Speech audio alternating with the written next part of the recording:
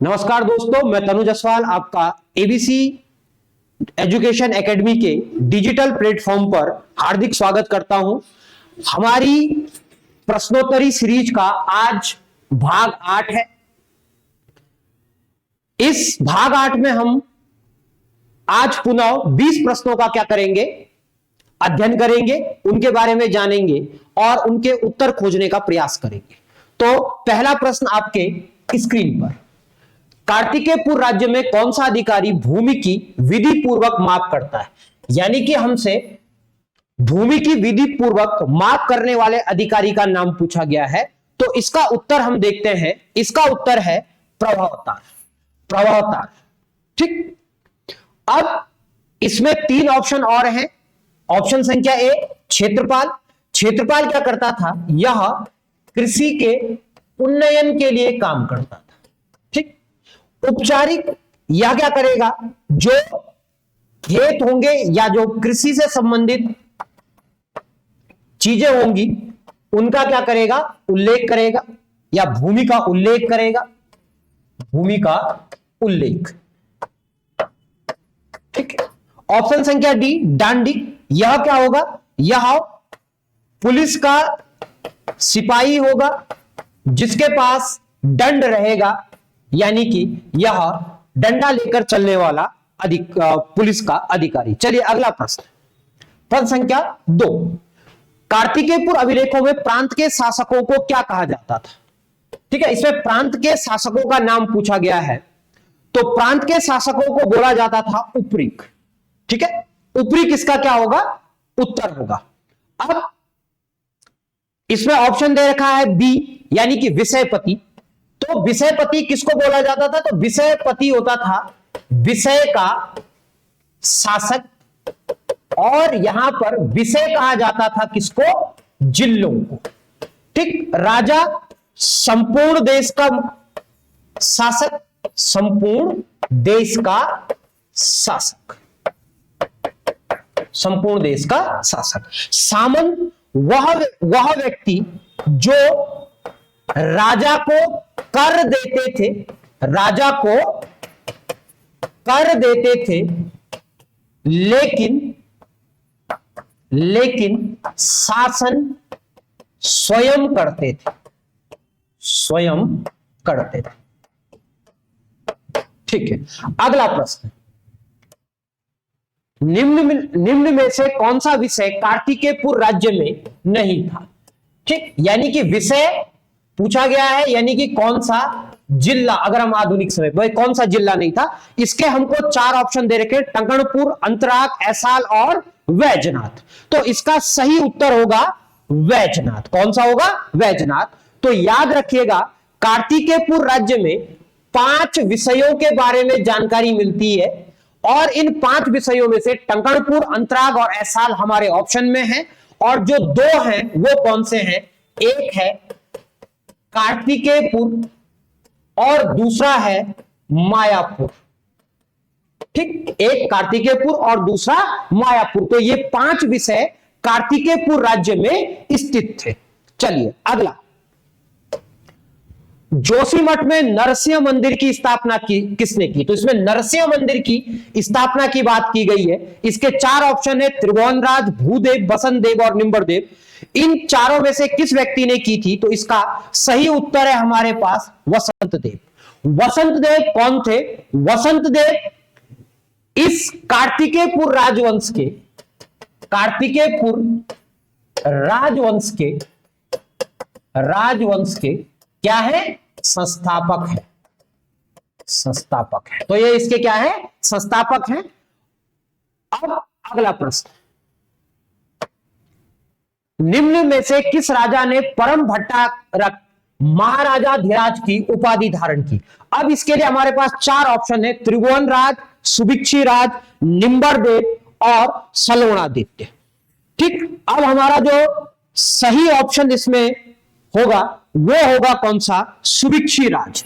तो सुभिक्षिराज एक ऐसा शासक था जिसने परम भट्टारक महाराजाधिराज की उपाधि धारण की थी। चलिए अगले प्रश्न की तरफ बढ़ते हैं।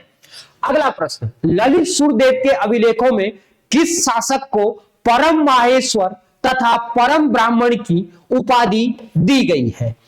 ठीक, तो ललित सूर्यदेव के जो अभिलेख है उसमें ईष्ट गणदेव को, किसको, ईष्ट गणदेव को यह उपाधि दी गई है। और ईष्ट गणदेव कौन है, यह ललित सूर्यदेव के क्या है, पिता है। ठीक, ललित सूर्य के क्या है, पिता है। और ललित सूर्य देव जो है वह कार्तिकेयपुर राजवंश के, कार्तिकेयपुर राजवंश के सबसे प्रतापी शासक हैं। क्या है, सबसे प्रतापी शासक। चलिए, यह प्रश्न सबसे ज्यादा बार पूछा गया है। चलिए अगला प्रश्न, किस शासक ने परम ब्राह्मण भक्त तथा बुद्ध क्षमण की उपाधि धारण की थी? तो चार ऑप्शन है, ललित सूर्यदेव, सलोना द्वितीय, भूदेव या इच्छट देव। तो यह उपाधि कौन करता है धारण? भूदेव नामक शासक करता है। यह जो भूदेव था यह ब्राह्मण लोगों को क्या देता था, संरक्षण देता था, यानी कि ब्राह्मण धर्म को इसने क्या दिया, संरक्षण दिया।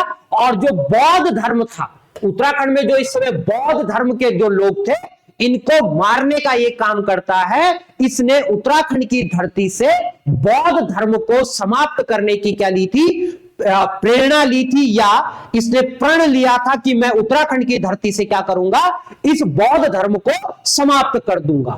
चलिए अगला प्रश्न, किस शासक ने अपनी नई राजधानी स्थापित की थी? तो इसके चार ऑप्शन है, ललित सूर्य, पद्म देव, देसर देव या सुभिक्षिराज। तो इसमें से जो सुभिक्षिराज देव थे वह कार्तिकेयपुर राजवंश का पहला शासक था जिसने अपनी अलग राजधानी बनाई थी। इसने अपनी राजधानी को सुभिक्षिपुर में बसाया था।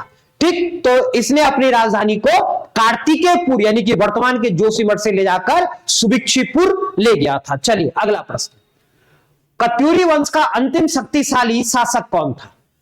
ठीक, तो इसमें अंतिम शक्तिशाली शासक के बारे में प्रीतमदेव, धामदेव, वीरदेव या ब्रह्मदेव। तो इसका सही उत्तर है वीरदेव। वीरदेव कत्यूरी राजवंश का अंतिम शक्तिशाली शासक था और इसकी हत्या इसके जो सैन्य अधिकारी थे, कर्मचारी थे, उनके द्वारा की गई है, क्योंकि वीरदेव को क्या कहा गया है, अत्याचारी शासक कहा गया है। इसको वीरम देव भी कहते हैं। चलिए, इसका ऑप्शन जो डी है ब्रह्मदेव, इन्होंने क्या की है, एक मंडी की स्थापना की है जो वर्तमान में भारत नेपाल की सीमा पर है, उसको कहते हैं ब्रह्मदेव मंडी। ठीक है, क्या कहते हैं, ब्रह्मदेव मंडी। चलिए अगले प्रश्न की तरफ बढ़ते भैया, निम्नलिखित में से कौन सा मंदिर छत्र युक्त है?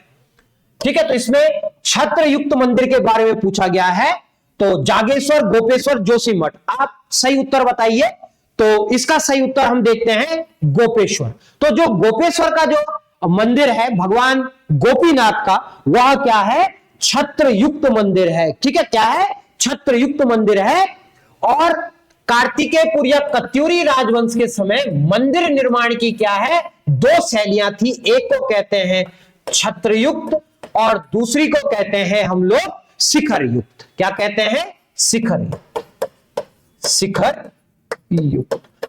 और जो जागेश्वर, जोशीमठ और आदि बद्री है, यह तीनों शिखर युक्त मंदिरों के क्या है, उदाहरण है, शिखर युक्त मंदिरों। जबकि गोपेश्वर, इसके साथ आप लाखामंडल को, ठीक है, या इस प्रकार के उत्तराखंड के जितने अन्य मंदिर हैं वो सारे क्या है, छत्रयुक्त मंदिर हैं। चलिए अगला प्रश्न, उत्तराखंड के किस स्थान पर हरगौरी की मूर्ति स्थापित की गई है? हरगौरी की मूर्ति कहां पर स्थापित की गई? इसके ऑप्शन है लाखामंडल, गंगाद्वार, कालीमठ। ठीक, ये यहां पर मिसप्रिंट हो गया है, लाखामंडल, गंगाद्वार और कालीमठ। तो इसका जो सब सही उत्तर है वो है कालीमठ। तो हरगौरी की मूर्ति कहां पर है, कालीमठ में है। तो जो ये कालीमठ का जो हरगौरी की मूर्ति है, इसको राहुल सांकृत्यायन जी ने क्या कहा है, राहुल सांकृत्यायन ने इसको सबसे सुंदर, राहुल सांकृत्यायन ने इसको क्या किया है, कहा है सबसे सुंदर अखंड मूर्ति, अखंड मूर्ति। ठीक। और ये जो काली मठ है, यहां पर तीनों ही देवियों को पूजा जाता है, ऐसी मान्यता है। यहां पर काली के साथ साथ कौन कौन है? इस स्थान पर काली के साथ सरस्वती और लक्ष्मी जी की भी क्या होती है? पूजा होती है। और यहां पर जो जादू टोने से संबंधित जो व्यक्ति होते हैं वो यहां पर जाके क्या करते हैं? तपस्या करते हैं, ऐसी यहां पर मान्यता है। ठीक, तो यहां पर सरस्वती और लक्ष्मी जी की पूजा भी किसके साथ होती है? काली के साथ होती है। और यहां पर तीनों देवियों का वास है। चलिए अगला प्रश्न, कार्तिकीपुर के राजाओं का आदि पुरुष किसे माना जाता है? तो ऑप्शन है विरूपाक्ष, शालीवाहन, शीलवर्मन या परमवर्मन। तो इसका उत्तर है शालीवाहन। तो शालीवाहन को कार्तिकेयपुर के राजाओं का क्या माना जाता है? आदि पुरुष माना जाता है। और ऐसी मान्यता है कि जो ये कार्तिकेयपुर के जो राजा थे, ये कहां के रहने वाले थे? मूल रूप से अयोध्या के रहने वाले थे। तो ठीक है, तो इनका मूल कहां माना गया है? अयोध्या थे। और इनका जो बसंत देव था, जो राजा बसंत देव थे, उनको यहां पर यशोवर्मन के सामंत थे। किसके थे? यशोवर्मन के सामंत थे। चलिए अगला प्रश्न, प्रश्न संख्या 13, बंगाल के शासक धर्मपाल ने किस कार्तिकेयपुर राजा के साथ संधि की थी? तो धर्मपाल ने किस कार्तिकेय, तो इसके ऑप्शन है त्रिभुवनराज, खरपरदेव, निंबरदेव या ईष्टगण देव। तो इसका जो सही उत्तर है वो है निंबरदेव। और निंबरदेव के साथ इन्होंने क्या किया था? संधि की थी, या निंबरदेव ने इनके साथ संधि की थी। और इसी संधि के बाद निंबरदेव कार्तिकेयपुर राज्य में अपने परिवार यानी कि निंबरदेव राजवंश की स्थापना करता है। और निंबरदेव ने क्या किया, काम किया था? इसने जागेश्वर में किसका निर्माण किया था? विमानों का। ठीक, तो जागेश्वर में विमानों का निर्माण किया, ये इसका उत्तर होगा। चलिए निंबरदेव। अगला प्रश्न, क्वेश्चन नंबर 14, समस्त उत्तराखंड को एक सूत्र में बांधने का प्रयास सबसे पहले किस शासक ने किया था? ऑप्शन है ललित सूरदेव, ईष्टगणदेव, भूदेव या निंबरदेव। ठीक है, तो इसका उत्तर है हमारे पास ईष्टगणदेव। तो ईष्टगणदेव क्या है? सही उत्तर है। और ईष्टगणदेव वह व्यक्ति था जिसमें जागेश्वर में कई मंदिरों का निर्माण करवाया, जिनमें प्रमुख हैं लकुलीस मंदिर, एक किसका? लकुलीस मंदिर, नव दुर्गा मंदिर, नटराज मंदिर। कौन सा? नटराज मंदिर, लकुलेश मंदिर, नवदुर्गा और नटराज मंदिर। महिष मर्दनी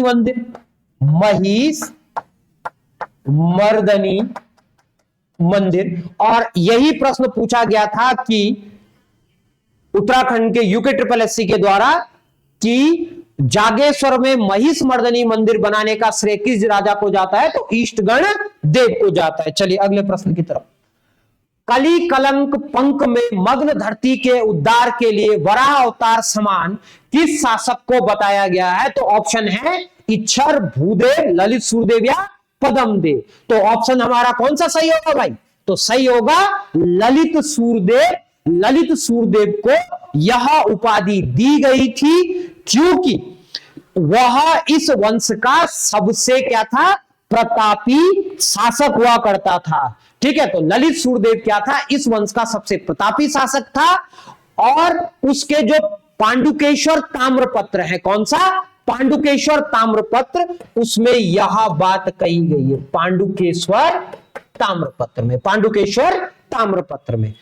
ठीक, चलिए अगला प्रश्न, तो कार्तिकेयपुर राजाओं की लोक भाषा क्या थी? कुटिला, हिंदी, संस्कृत या पाली? तो ऑप्शन सही है पाली। तो पाली क्या थी? इनकी लोक भाषा थी। यानी कि लोक भाषा से तात्पर्य है आम बोलचाल की भाषा। ऑप्शन संख्या एक कुटिला। कुटिला क्या थी भाई इनकी? कुटिला थी इनकी अभिलेखीय भाषा। ठीक है, अभिलेखों को लिखने के लिए भाई ये कुटिला का प्रयोग करते थे। ठीक, और हिंदी का इस समय कोई उद्भव था ही नहीं, तो संस्कृत पे आते हैं। संस्कृत क्या थी इनकी? संस्कृत थी इनकी राजकीय भाषा, यानी कि इनकी जो राजकीय काम यानी कि सरकारी भाषा भाई इनकी क्या थी? संस्कृत थी। चलो अगले प्रश्न पे बढ़ते हैं। चलिए, आदि गुरु शंकराचार्य किस राजवंश के काल में उत्तराखंड आए थे? तो इसका उत्तर चंद, प्रमार, कार्तिकेयपुर या पौरव। कौन सा ऑप्शन सही होगा? तो ऑप्शन सही होगा सी, कार्तिकेयपुर राजवंश के समय ये उत्तराखंड में आए थे भाई। कौन? आदि गुरु शंकराचार्य। अगला प्रश्न, अलाटनाथ सूरी किस शासक का आश्रित कवि था? ठीक, तो जो अलाटनाथ थे वह किसके थे? सूर्यसेन के थे। सूर्यसेन नामक एक व्यक्ति था जो कि एक चक्रा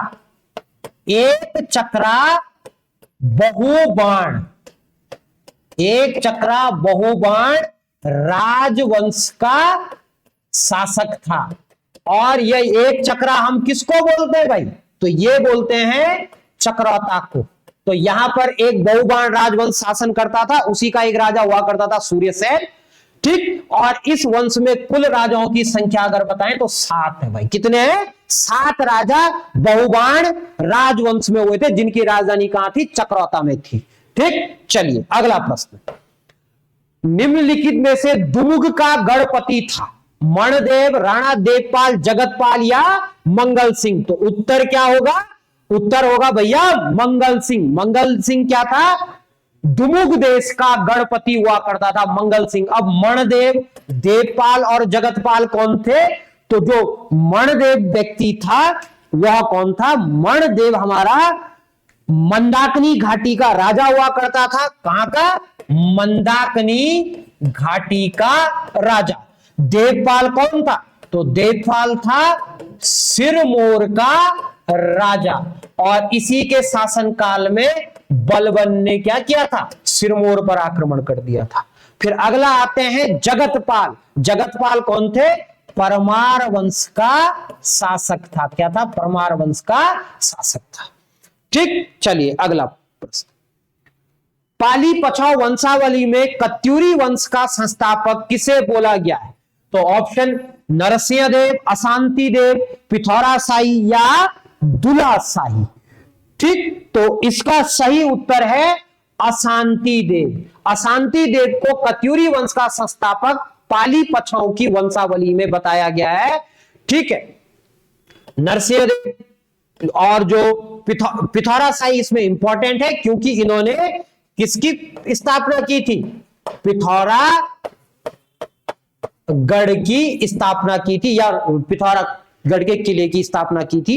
इसी के साथ यह 20 जो प्रश्नों की सीरीज है इसको यहीं पर समाप्त करते हैं, और जल्द ही हम क्या लाने वाले हैं आपके लिए? एक सरप्राइज है कि आपके लिए मुफ्त कोर्स उत्तराखंड के इतिहास का शुरू होने वाला है, और अगली वीडियो में हम उसकी घोषणा कर देंगे कि वह सरप्राइज आपको कितनी तारीख से मिलेगा। ठीक है, और तब तक हमारे चैनल को लाइक, सब्सक्राइब और कमेंट कीजिए। ठीक है, और घर पे रहिए, स्वस्थ रहिए, मस्त रहिए, अध्ययन करते रहिए। धन्यवाद।